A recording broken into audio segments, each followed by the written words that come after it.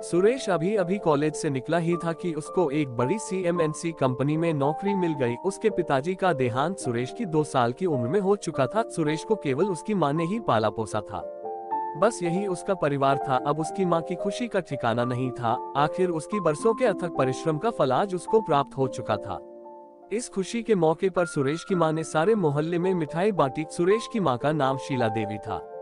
शीला को हर कोई बधाई दे रहा था। सिर्फ शीला ही नहीं बल्कि सारे गांव के लिए ये गर्व की बात थी। सारे गांव वाले इस बात से खुश थे कि सुरेश कामयाब हो गया। अब सुरेश की गरीबी बहुत दिनों तक नहीं रुकने वाली थी और बहुत से गांव वालों की उधारी भी वापस मिलने वाली थी।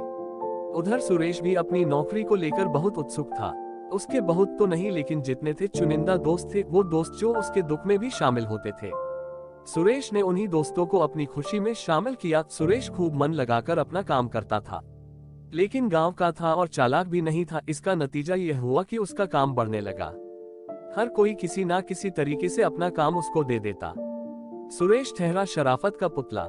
वो किसी को मना नहीं कर पाता था। यही कारण था कि उसका काम इतना बढ़ गया कि वह परेशान होने लगा। उसका उत्साह और मनोबल अब कमजोर पड़ने लगा। ऑफिस में पूरा दिन काम और घर में सबके फोन आते रहते, मानो सुरेश के पास अपने लिए समय ही नहीं बचा हो। अब वो थोड़ा मायूस रहने लगा था। उसकी माँ से उसका यह हाल देख ना गया। उसने एक दिन पूछ ही लिया, क्या बात है बेटा, आजकल उदास से रहते हो? कुछ नहीं माँ, मैं ठीक हूँ। अरे बता भी दे, क्या बात है? कुछ नहीं माँ, बस ऑफिस की वजह से थोड़ा परेशान हूँ। ऑफिस में ऐसा क्या हो गया माँ? हर कोई अपना काम मुझे दे जाता है और मैं किसी को कुछ बोल भी नहीं पाता हूँ। कोई बात नहीं बेटा, तुम जितना कर सकते हो कर दिया करो और बाकी सबको मना कर दिया करो। यही तो दिक्कत है माँ, मैं किसी को मना नहीं कर पाता। वो तो ठीक है, लेकिन खुद का ध्यान भी रखो। अगर खुद परेशान रहोगे तो उस काम का क्या फायदा? क्या करूँ माँ फिर मैं? आराम से काम करो और जितना होता है उतना ही करो। सारा दिन लगातार काम करने का कोई फायदा नहीं, ठीक है माँ? अब सुरेश को जैसे कुछ राहत मिली थी। मिलती भी क्यों नहीं, आखिर शीला ही तो उसकी प्रेरणा का स्रोत थी। अब सुरेश को भी धीरे धीरे दुनियादारी समझ आने लगी थी।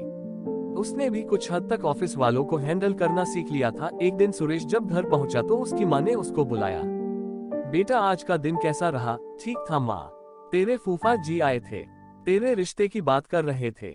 अगर तुझे कोई लड़की पसंद है तो बताओ। अरे माँ, कैसी बातें करती हो? मुझे पढ़ाई करते समय इतना टाइम ही नहीं मिला कि मैं ये सब सोच पाऊँ। तो फिर उस लड़की को देख लो, अगर पसंद आए तो बात आगे बढ़ाते हैं। बहुत दिनों से तेरे फूफा जी पूछ रहे हैं। माँ, आप देख आओ, अगर आपको पसंद है तो ठीक है, नहीं बेटा, उम्र तुमको बितानी है, तुम्हारी पसंद होना ज्यादा जरूरी है। अरे माँ, आज तक कोई गलत चीज आपने मेरे लिए पसंद की है जो ये करोगे? बल्कि मेरे लिए क्या अच्छा है आपको ज्यादा पता है। शीला ने सुरेश को सीने से लगा लिया। उसकी आंखों में आंसू थे। ये आंसू खुशी के थे कि उसका बेटा उस पर कितना भरोसा करता है। खैर, अगली छुट्टी के दिन शीला सुरेश उस लड़की को देखने गई। लड़की बहुत सुंदर थी, उसका नाम रेखा था। उसका परिवार भी शालीन लग रहा था, तो शीला को रिश्ता अच्छा लगा। उधर सुरेश को भी लड़की पसंद आ गई। रिश्ता पक्का हुआ। कुछ समय के बाद दोनों की शादी हो गई। दोनों परिवारों में खुशी की लहर थी। शादी को 3 महीने बीत चुके थे। सब ठीक ठाक चल रहा था। एक दिन रेखा की मौसी उससे मिलने आई। शीला ने उसकी आवभक्त में कोई कमी नहीं छोड़ी, लेकिन उसके तेवर कुछ अलग ही थे। शीला को कुछ अटपटा सा लगा, लेकिन शीला ने सोचा ये कौन से रोज रोज आ रही है। यही सोचकर उसने बात को अपने दिमाग से निकाल दिया। लेकिन जब से रेखा की मौसी उसको मिलकर गई थी, उसके भी तेवर बदलने शुरू हो गए थे। गर्मियों के दिनों की बात है। जून महीना चल रहा था। सुबह के 10:30 बज रहे थे। घर का कुछ सामान और सब्जियां आनी थी। शीला ने बहू से कहा, बेटी चलो जरा बाजार होकर आते हैं, कुछ सामान भी लेना है। दोनों चलते हैं, तुम भी थोड़ा घूम लोगी बाहर और मेरा भी मन लगा रहेगा। नहीं माँ, बाहर देखो कितनी धूप है, मेरा सारा चेहरा खराब हो जाएगा। आप जा आओ, वैसे भी आप मेरी सुंदरता के बारे में समझ नहीं पाओगे, क्योंकि आप तो खुद सुंदर नहीं हो। शीला को बहुत अटपटा सा लगा। खैर, वो जाने के लिए तैयार होने लगी। जैसे ही वो घर से निकलने लगी, रेखा ने उसको आवाज दी, माँ मेरे लिए यह क्रीम लेते आना। रेखा ने क्रीम का नाम लिखकर शीला को पकड़ा दिया। शीला उसको लेकर चल पड़ी। शीला पैदल बाजार की ओर निकल पड़ती है। पैसे बचाने के चक्कर में शीला पैदल ही जाती है। पैसे बचाने की उसकी पुरानी आदत थी। वो बाजार में पहुंचती है। पहले वो अपनी बहू के लिए क्रीम खरीदने का फैसला करती है। शीला कॉस्मेटिक की दुकान पर पहुंचती है। शीला रेखा द्वारा दी गई पर्ची को दुकानदार को पकड़ाते हुए, भैया ये दे देना। दुकानदार, अरे आओ बहन जी, कैसे हो? ठीक हूँ भैया। बहन जी एक और क्रीम आई है नई, उसका दाम भी इससे बहुत कम है। शीला कहती है, लेकिन मुझसे तो यही मंगवाई है बहू ने। दुकानदार कहता है, ये सस्ती वाली ले जाओ, अच्छी है। बहू एक बार लगाएगी तो उस महंगी क्रीम को भूल जाएगी। शीला कहती है, ठीक है भैया दे दो। फिर दुकानदार से क्रीम लेकर उसको पैसे दे देती है। अब शीला सब्जी वाले के पास जाती है, सब्जी वाले से सब्जी खरीदती है। अब वो किराने की दुकान की तरफ रवाना हो जाती है। किराने वाले के पहले के भी कुछ पैसे बचे हुए थे, उसने सामान डलवाया। दुकानदार कहता है, बहन जी और बताओ सुरेश कैसा है? शीला कहती है, ठीक है भैया आपकी दुआ से। दुकानदार कहता है, और बहू? वो तो ठीक रहती है, सुना है उसकी मौसी आई थी। शीला कहती है, बहू भी ठीक है। हाँ आई तो थी एक दिन। दुकानदार कहता है, बहन जी जरा संभाल कर रखना बहू को उससे। शीला कहती है, क्यों क्या हुआ? दुकानदार कहता है, उसका ससुराल मेरी मौसी के पड़ोस में ही है, पूरे मोहल्ले में झगड़े पड़वा रखे हैं उसने। शीला कहती है, तो भैया पहले क्यों नहीं बताया, हम रिश्ता ही नहीं करते। दुकानदार कहता है, अरे बहन जी अब इसमें आपकी बहू की क्या गलती, वो तो बहुत अच्छी है, आप कहीं ऐसा ना करो इसलिए ही तो बताया नहीं। और वैसे भी आपको उससे क्या लेना, बहू ठीक होनी चाहिए, बस उसको थोड़ा बहू से दूर रखना। पता चला उसकी बातों में आकर अपना नुकसान कर बैठे। उसकी बातों में तर्क तो था। शीला कहती है, हाँ भैया ये तो ठीक कहा तुमने, चलो अब ध्यान रखूंगी। अब ये बताओ कितने पैसे हुए? पैसे कौन सा भागे जा रहे हैं?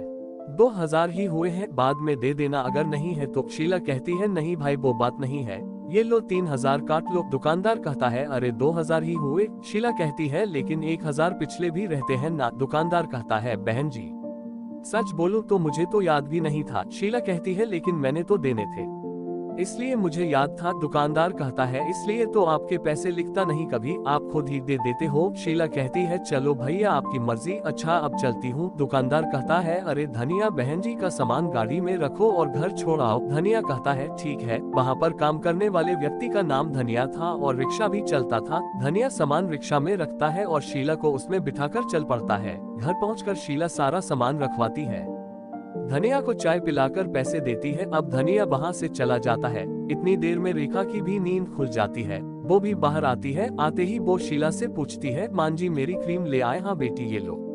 ये कहकर शीला क्रीम का पैकेट निकालकर रेखा को देती है, लेकिन जो मैंने मंगवाई थी ये भी नहीं है, ये तो कोई और है। हाँ बेटी, दुकानदार ने कहा ये उससे अच्छी है और सस्ती भी थी, इसलिए ये ले आई। अरे मान जी आप खुद तो सुंदर हो नहीं, आप क्या चाहते हो मैं भी आपकी तरह हो जाऊं? अरे बेटी कैसी बात कर रही हो, क्या हुआ अगर मैं सुंदर नहीं हूं तो? मैं भला तुम्हें क्यों बदसूरत बनाने लगी? रेखा अगर ऐसा नहीं होता तो आप वही क्रीम लाती, आप क्या समझोगे गोरे रंग को? इस बार शीला के चेहरे पर गुस्सा था और उसकी आंखें भर आई थी। बहू तुम सुंदर हो अच्छी बात है, लेकिन इस रंग पर इतना गुरूर अच्छा नहीं होता। जो सुंदर नहीं होते वो क्या इंसान नहीं होते? और रही बात इस क्रीम की तो चाहे फेंक दो इसको। दुकानदार ने कहा था बस एक बार लगा कर देख ले। मैं तो इसलिए ले आई थी कि अच्छी भी है और सस्ती भी। हाँ इसलिए कि सस्ती है। अब मुझे समझ आया कि मेरी मौसी ठीक कह रही थी। क्या कह रही थी तुम्हारी मौसी? यही कि आप मेरी सुंदरता से जलती हो। ओह तो ये बात है। हाँ यही बात है, मुझे लगा ही था कि कुछ तो बात है जो तुम्हारे हाव भाव बदले हुए हैं, लेकिन मुझे गुस्सा उससे नहीं गिला तुमसे है। इतने दिनों से तुम यहाँ हो लेकिन आज तक मुझे समझ नहीं पाए। इतना बोलकर शीला की अश्रुधारा बह निकली और वो रोते हुए अंदर चली गई। अब रेखा को भी लगने लगा कि उसने कुछ ज्यादा ही बुरे तरीके से बात कर ली। खैर वो अपने रूम में चली गई। सास बहू की पूरा दिन कोई बात नहीं हुई। शाम को सुरेश जब घर वापस लौटा तो बहुत थका हुआ था। आकर उसने हाथ मुंह धोए। रेखा ने उसे पानी पिलाया। रेखा माँ कहाँ है? वो अंदर खाना बना रहे हैं। सुरेश थोड़ा नाराज होते हुए, तुमने क्यों नहीं बनाया? अभी माँ ही सारे काम करेगी तो हमारा क्या फायदा? अब रेखा को थोड़ा डर लगने लगा। उसने सोचा कि अब अगर माँ ने दिन की बात बता दी तो क्या होगा। सुरेश क्या सोच रही हो? माँ माँ कहाँ हो? आओ यहाँ आओ। माँ रसोई से बाहर आते हुए, हाँ बेटा कहो क्या हुआ? कुछ नहीं। तुम खाना क्यों बना रही हो? रेखा बना देती। नहीं बेटा वो बात नहीं है, मैंने सोचा आज मैं खाना बना लेती हूँ इसलिए बना रही थी। चलो फिर कोई बात नहीं। सभी खाना खाते हैं, अपने अपने कमरे में सोने चले जाते हैं। सुरेश भी माँ और रेखा दोनों को देखकर समझ चुका था। उसे ये अंदेशा हो गया कि आज कुछ तो जरूर हुआ है इन दोनों के बीच। सोते समय सुरेश रेखा को पूछता है, रेखा क्या बात है माँ? कुछ मायूस सी लग रही है आज। कुछ नहीं बस ऐसे ही। बताओ तो क्या हुआ? मैंने माँ जी से क्रीम मंगवाई थी, लेकिन वो दूसरी ले आई। जब मैंने कहा तो नाराज हो गई। अच्छा चलो कोई बात नहीं, आओ माँ से बात करते हैं। लेकिन क्या मैं उनसे क्या बात करूंगी, आप कर लो।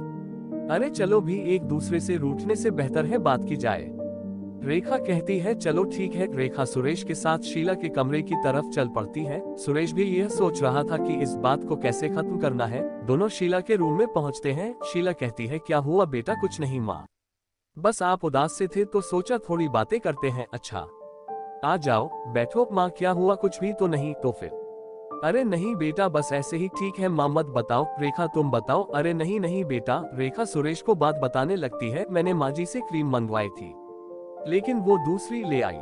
जब मैंने कहा तो नाराज हो गई। इसके बाद तो जैसे शीला की सब्र का बांध टूट ही जाता है। वो बोलने लगती है अरे रहने दो बहू, मैं बदसूरत हूँ ना, इतना ही काफी है। लेकिन मैं तुम्हारी खूबसूरती खराब नहीं करना चाहती। इसके बाद शीला सुरेश को पूरी बात बताती है। सुरेश शीला को जैसे तैसे चुप करवाता है। रेखा अगर माँ कोई और क्रीम ले भी आई थी तो तुम उसे चाहे ना लगाती, पर मुझे ये बताओ कि तुमने बदसूरत क्यों बोला? तुमने माँ को जलील क्यों किया? और तुम्हें अपने गोरे रंग पर इतना घमंड क्यों है? फिर तुम्हारी नजर में तो मैं और तुम्हारा मायका परिवार भी बदसूरत हुआ।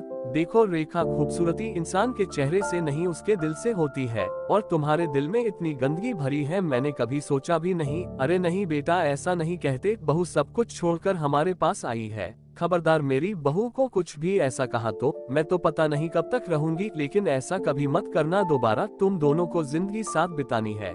रेखा को अब अपनी गलती का एहसास हो चुका था। वो अब सब कुछ समझ चुकी थी। वो रोते हुए शीला के पैरों में गिर पड़ती है और माफी मांगने लगती है। माँ मुझे माफ कर दो, मैं बहकावे में आ गई थी। अरे बेटी उठो, ऐसा नहीं करते। रेखा को उठाकर शीला गले से लगा लेती है। मुझे पता है बेटी, दुकानदार ने तुम्हारी मौसी के बारे में बताया था आज, लेकिन तुम हमेशा ध्यान रखना, किसी की बातों में आकर अपना नुकसान ना कर बैठना। कहते भी है कि सुनो जग की और करो मन की। जी मान जी, अब आपको कभी शिकायत का मौका नहीं दूंगी। और फिर दोनों सास बहू एक दूसरे के गले लगकर रोने लगती हैं। यह दृश्य देखकर सुरेश की भी आंखें भर आईं। मैं आपका आभार कैसे व्यक्त करूं? काश दुनिया की हर लड़की को आपके जैसा पति मिले और मेरी सासू मासी सास, दुनिया में हर परिवार खुशहाल हो जाएगा। और आपका भी धन्यवाद माँ, आपने इनको भड़काया होता तो पता नहीं क्या हो जाता। आपने इतना कुछ होने के बाद भी मेरी गलती पर पर्दा डाला और मेरा ही पक्ष लिया। अरे बहू, सुरेश मेरा बेटा है, किसी के बहकावे में नहीं आता, तभी तो सब ठीक कर दिया। और तुम भी तो कम नहीं हो, अपनी गलती को मानना बहुत बड़ी बात है।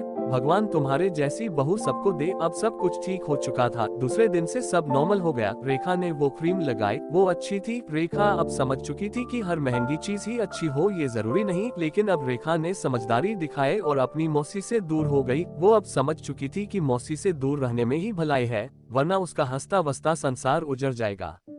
सुरेश, तो दोस्तों ये थी हमारी आज की कहानी। आशा करते हैं आपको पसंद आई होगी। इसी तरह चैनल पर बने रहिए, हम आपके लिए अच्छी अच्छी कहानियां लाते रहेंगे।